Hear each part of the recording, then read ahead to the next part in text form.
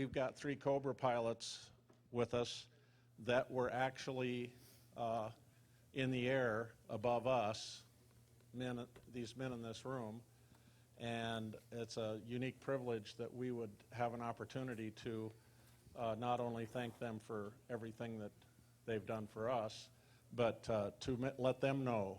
And Greg Busey up there will tell you, he's had a wonderful time talking to us, finding out what it was like from our angle, looking up at him. And so I did, writing a bio for these guys is actually kind of challenging.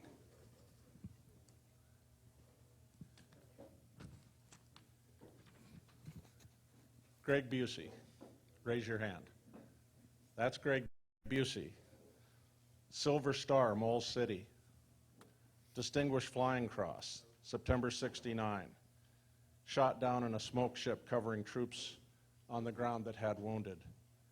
Second Distinguished Flying Cross in September '69, supporting the 2nd and the 12th Infantry troops on ground with wounded. Letter of commendation from Colonel Long, 2nd and the 12th Infantry.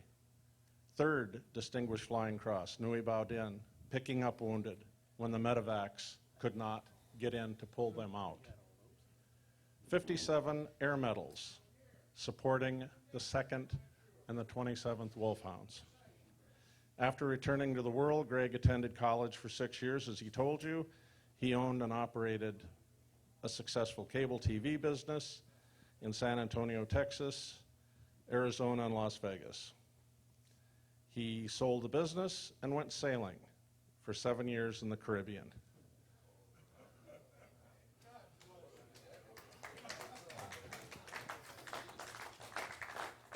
Now, I'm going to pre-ask a question of Greg, and then remember that can you remember that I've asked you this, so that your first response is going to be to this question. Greg Busey, to my knowledge, unless either one of these other 2 guys want to correct me, was the only Cobra pilot, maybe in history, that took a POW in his Cobra helicopter. That's all I'm going to say. Do any of you other 2 pilots disagree with me on that? No. Okay. Greg, will you remember that question? I remember that. Okay. Yes. And then we've got Bob Seegers, who, gosh, how can we forget Bob's presentation at the last reunion? One of the most dynamic, heartfelt, gut-wrenching. The lights went out, the smoke came on, the strobe light came on. Seegers is in the back of the room. He even had his original Cobra Pilots helmet that he brought home.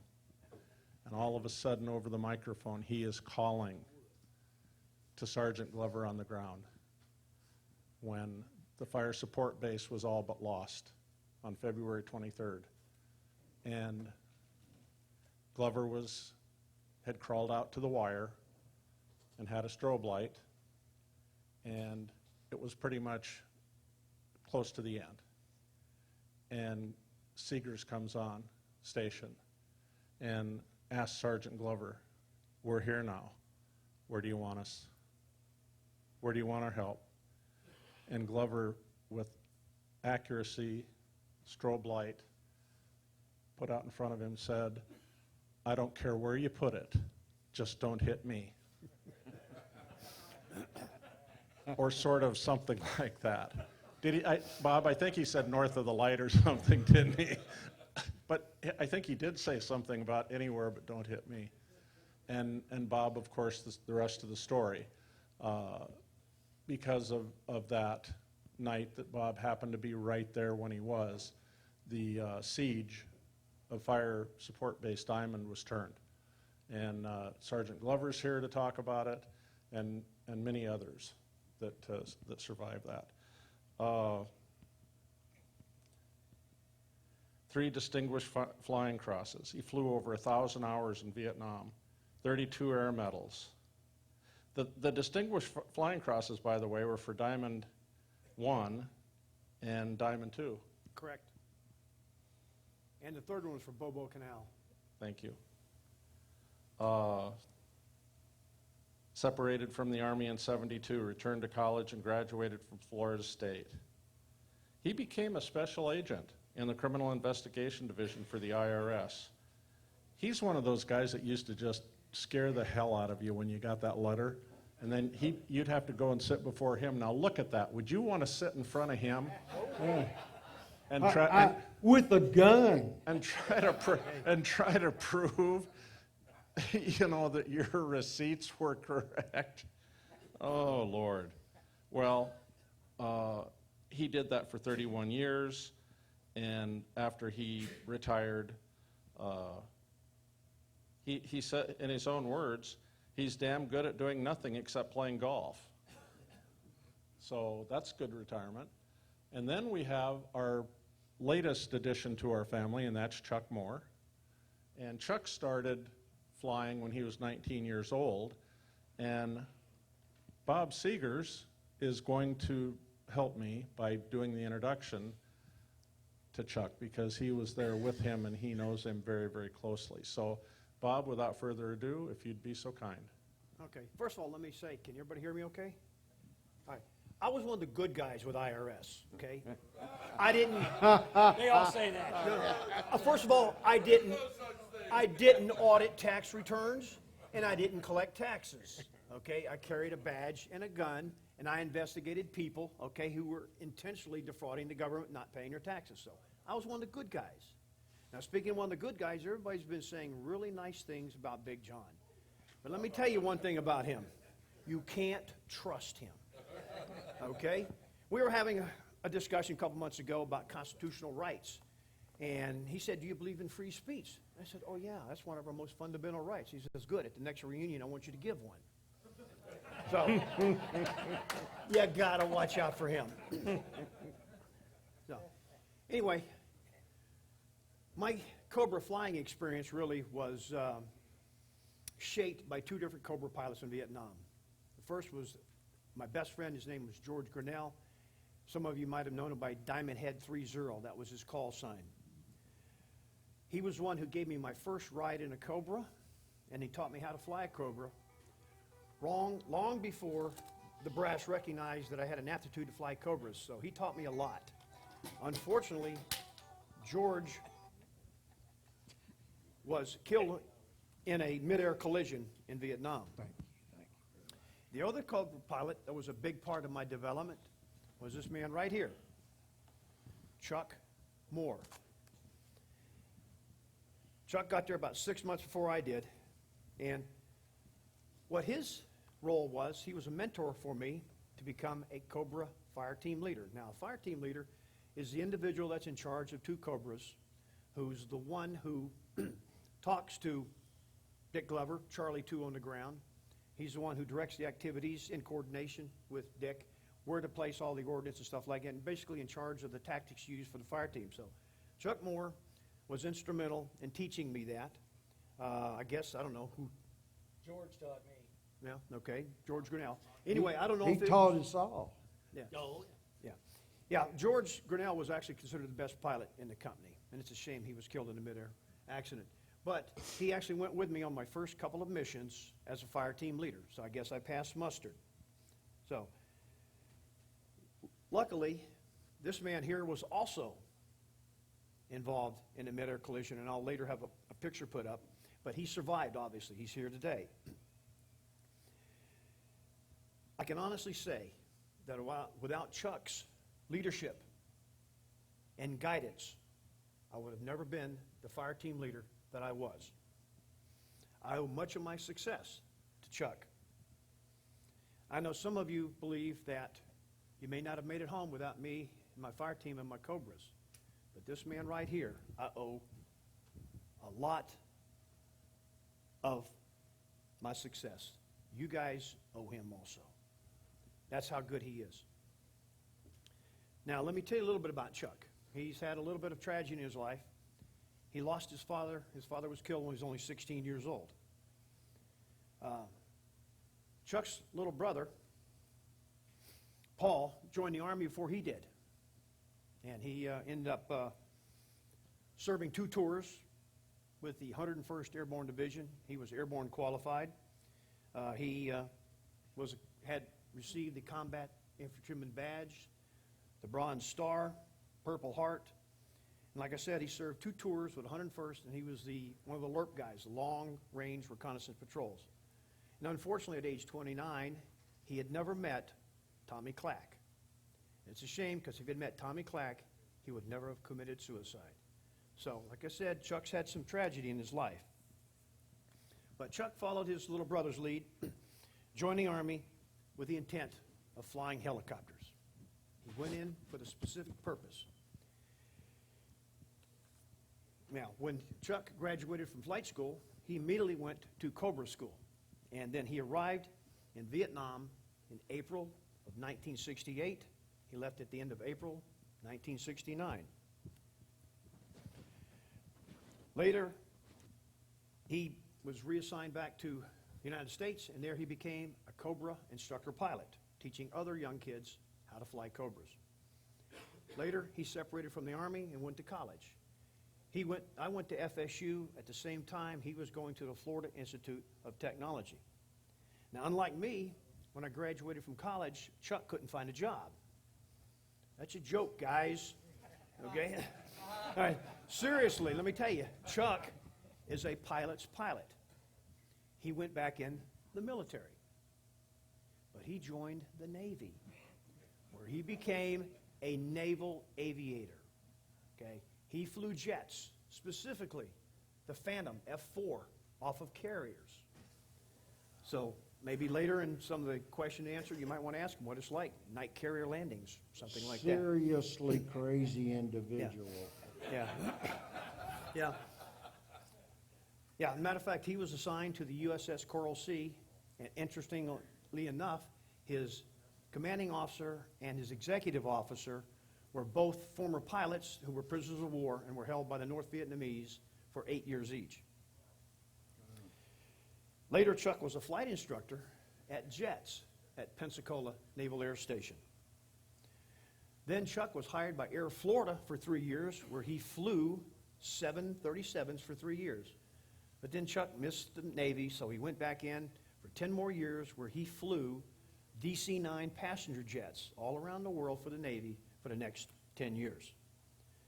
Chuck retired in 1993 with over 15,000 hours of flight time. This guy is a pilot's pilot. While in the Philippines, he met his wife, Faye. I don't know if you've had a chance to meet her, but they've been married for 38 years. When Chuck retired, he moved to Alaska, where he owned a small airline company. It was a one-man show, one plane. And over the years, Chuck has owned 5 different planes. Matter of fact, the current plane that he owns right now is so safe, it can barely kill you. He was a bush pilot for many years before working for the Fish and Wildlife Service in Alaska, where he would go out and count moose and caribou, bears, wolves, and many other types of game. He also taught aerobatics at his school there in Willow Airport in Alaska. Now that I've discussed his flying career, let me talk a little bit more specifically about his Cobra flying time. As I said at the last reunion, all you need to do to be a great pilot is to have an equal number of takeoffs and an equal number of landings. Well, Chuck, unfortunately, may have 15,000 hours of flight time. Tim, would you show that one first picture? This is a picture of what his Cobra looked like when it landed after his midair collision. So let me tell you something. Right here, you're looking at one fortunate individual. Absolutely. Tells you what a great aircraft that was. Yes. Notice it's lying on its side, too. Now, luckily, I was on that same mission. I was flying a Huey that day, so I flew down with another pilot, and I was able to rescue Chuck and his gunner, who was in the front seat.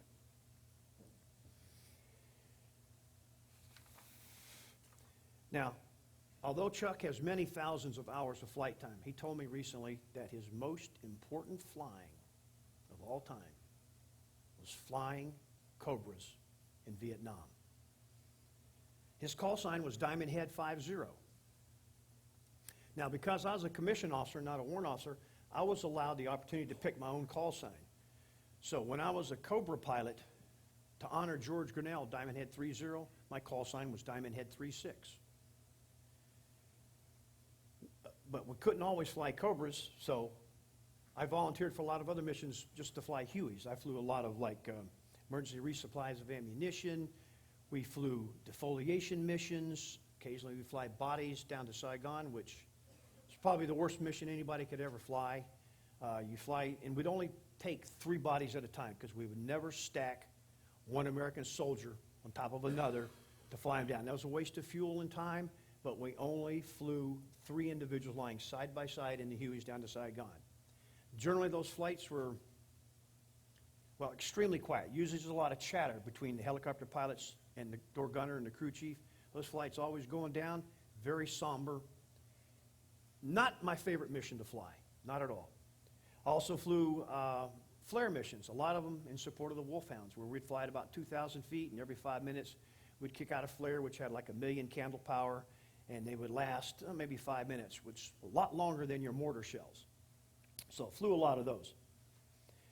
So when I flew Hueys to honor my mentor, Chuck, who was Diamond Head 50, I chose my call sign as Diamond Head 55. That's how much I thought of my 2 fellow Cobra pilots. Now, Chuck wasn't always so old and ugly. You know, once he was young and handsome. So, Tim, would you show that picture? The second one, Greg, Chuck? No, the other one, I'm sorry. There we go. Right there. The 2 guys in the light-colored shirts. Okay, actually, they're pale yellow. The one on the right, that's Chuck Moore. And the guy just there to the left, this is our own Greg Busey. Now, the guy in the middle flashing his IQ, I don't know who that guy is. Okay. Yeah. Now, let's go to the last picture, Chuck Moore. That was shown yesterday. You saw George in there? There's George sitting there. Can you go back to that one? Okay. George Grinnell was in that one? Right there. Oh, yes, okay. If you look on the far right, you can just barely see his head. That's George Grinnell. He's widely considered the best helicopter pilot that we knew. The 2 Moors. Yeah, Haymore. Okay. Yeah, Okay, yeah. Haynes, okay. a great, retired as a lieutenant colonel. Okay. Let me tell you about my first experience going to the wall in Washington, D.C. As I'm approaching it, I see all of these old guys like me walking away just crying, unashamedly crying, tears coming down their eyes. I'm thinking, what the hell's going on? I can't comprehend what's going on because I haven't experienced it. But I'm going to the wall looking for one name, George Grinnell. And when I get there, all of a sudden, just instant tears, uncontrollable tears. So I now know why they walk away from the wall tearing. It's an extremely emotional experience. So you were asking, what don't you know about me? Well, I may be anal, but I'm a softie also. So would you please show the last picture of Chuck Moore? You saw that yesterday.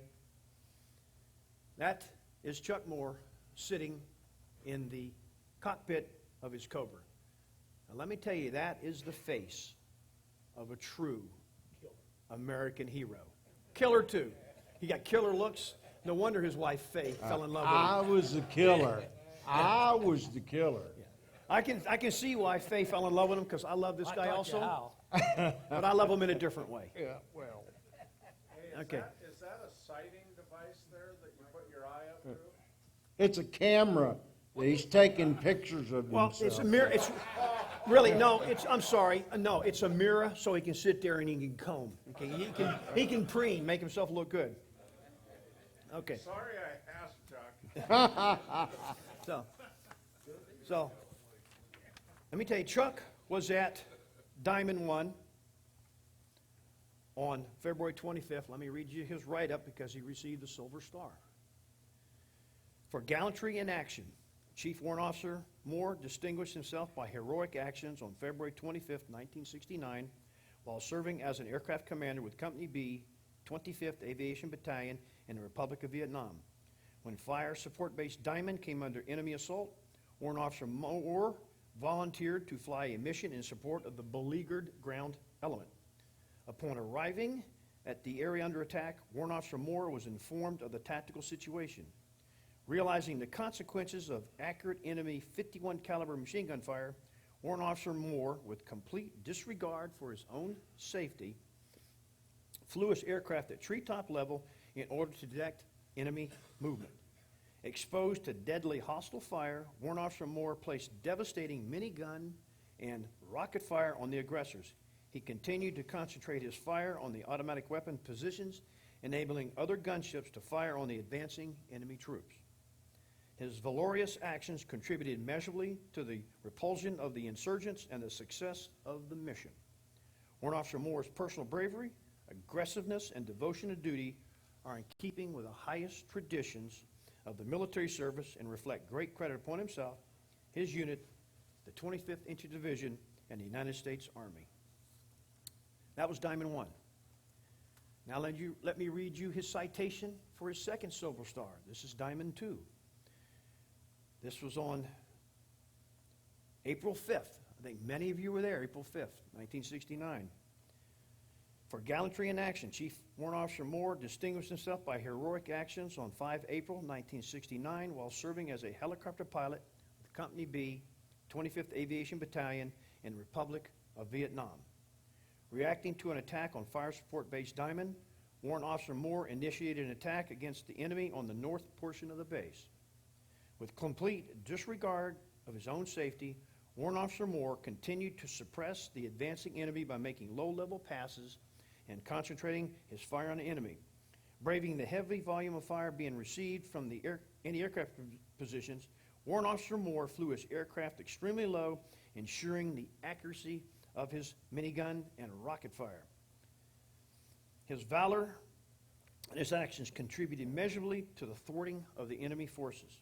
Warrant Officer Moore's personal bravery, aggressiveness, and devotion to duty are in keeping with the highest traditions of the military service and reflect great credit upon himself, his unit, the 25th Infantry Division, and the United States Army. Again, I want you to draw your attention to that picture right there. That is a picture of a true American hero. So would you please again, once, welcome Chuck Moore to our Wolfhound reunion.